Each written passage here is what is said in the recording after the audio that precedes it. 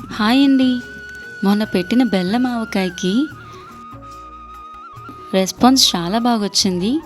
అందరూ మాకు రెసిపీ కావాలని అడుగుతున్నారు. అందుకనే రెసిపీ నేను ఈరోజు వీడియో పోస్ట్ చేశాను. సో మరి ఇది ఎలా చేయాలి అనేది చూపిస్తాను రండి. ఫస్ట్ అయితే మీరు ఆవాలు తీసుకోవాలి. ఈ ఆవాలు పొడి చేశాక ఖచ్చితంగా 300 గ్రాముల వరకు ఉండాలి. సో ఫస్ట్ ఆవాలు తీసుకొని వాటిని మంచిగా పొడి చేసుకోండి.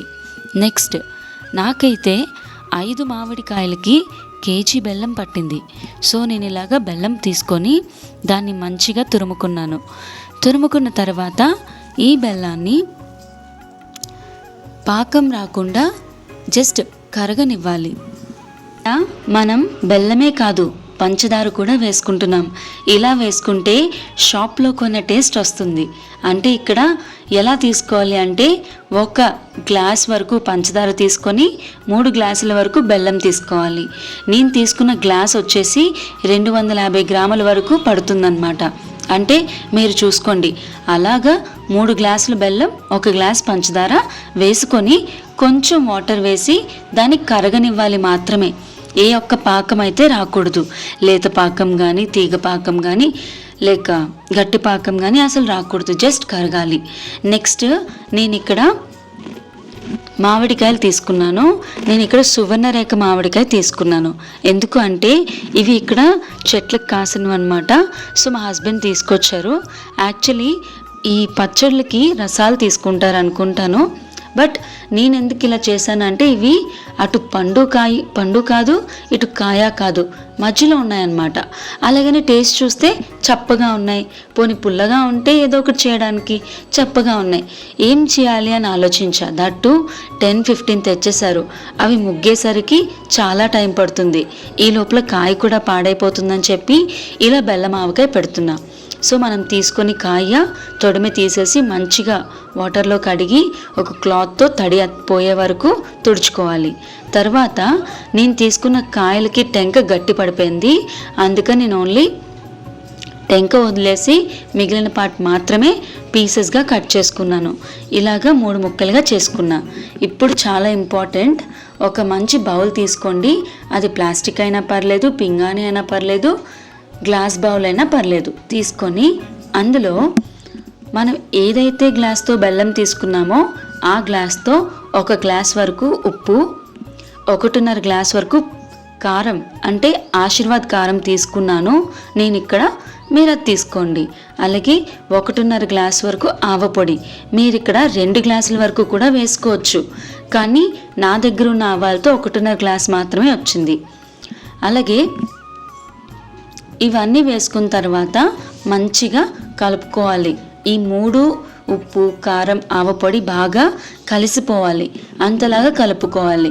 తర్వాత అందులోకి మామిడికాయ ముక్కలు వేసి వాటికి ఈ పొడి బాగా పట్టేలాగా కలుపుకోవాలన్నమాట. సో మీరు కలుపుతున్నప్పుడు మామిడికాయ నుంచి కొంచెం కొంచెంగా వాటర్ అనేది వచ్చి ఈ పొడి అనేది తడి పడుతుందన్నమాట. అంటే మీరు పర్ఫెక్ట్గా కలుపుతున్నట్టు. ఇక్కడ ముక్కని రుద్దాల్సిన అవసరం లేదు. జస్ట్ బౌల్లో కింద నుంచి పైకి ముక్కల్ని తిరిగేస్తూ కలుపుకోవాలి. అప్పుడు చక్కగా ఈ పొడి అనేది అన్ని ముక్కలకి సమానంగా ఉంటుంది. సో ఇలా కలుపుకున్న తర్వాత మనం ఏం చేయాలి అంటే ముందుగా కరిగించుకున్న బెల్లం కలుపుకోవాలి. కానీ ఇక్కడ మీరు ఖచ్చితంగా చూసుకోవాల్సింది ఏంటంటే బెల్లం మొత్తం కూడా కరిగించిన బెల్లం మొత్తం కూడా చల్లారిపోవాలి. గోరువెచ్చగా ఉండకూడదు, వేడిగా ఉండకూడదు. బాగా చల్లారిపోవాలి. చల్లారిపోయాక మనం ఇందులో కలుపుకుంటాం.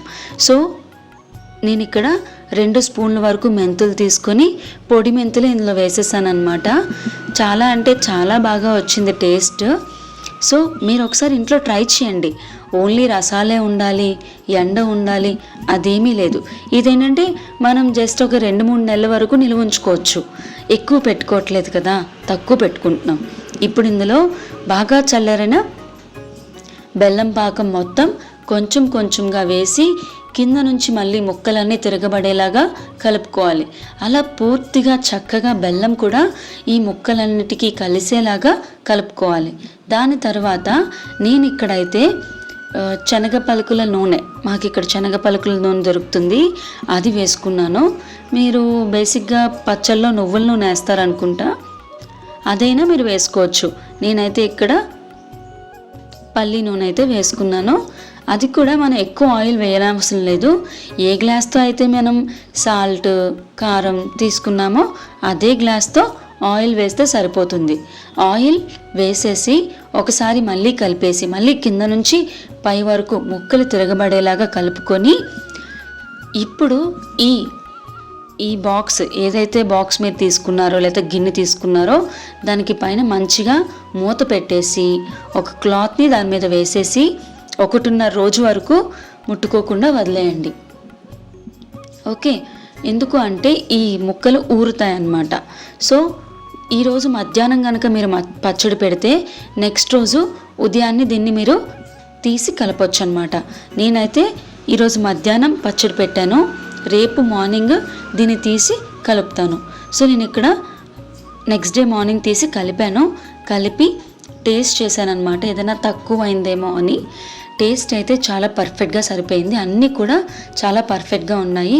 ఏమీ ఎక్స్ట్రా వేయాల్సిన అవసరం కూడా లేదు. మీకు ఇంకా తీపిగా కావాలి అంటే బెల్లం ఇంకొంచెం ఒక 1/2 గ్లాస్ వరకు వేసుకోవచ్చు. చాలా అంటే చాలా టేస్టీగా ఉంది. అండ్ ఇది ఊరడానికి అట్లీస్ట్ ఒక 5 రోజులైనా పడుతుంది. ముక్క కూడా పర్ఫెక్ట్గా మెత్తగా ఉంటుందన్నమాట. అంటే లైక్ మెత్తగా అంటే మరి పేస్ట్లా కాదు, ఎలా అయితే ఆవకాయ మనం బయట కొంటామో అలానే ఉంటుంది. సో ట్రై చేసి ఎలా వచ్చిందో కామెంట్ చేయండి. అలాగే వీడియోని లైక్ చేసి షేర్ చేయండి. అలాగే ఛానల్కి సబ్స్క్రైబ్ చేసుకొని పక్కనే ఉన్న బెల్ ఐకాన్ని క్లిక్ చేయండి. అప్పుడు నేను పెట్టే ప్రతి వీడియో కూడా మీకు వస్తుందన్నమాట. Thank you. డిస్క్రిప్షన్లో ప్రాసెస్ మొత్తం క్లియర్గా ఉంటుంది, చూడండి.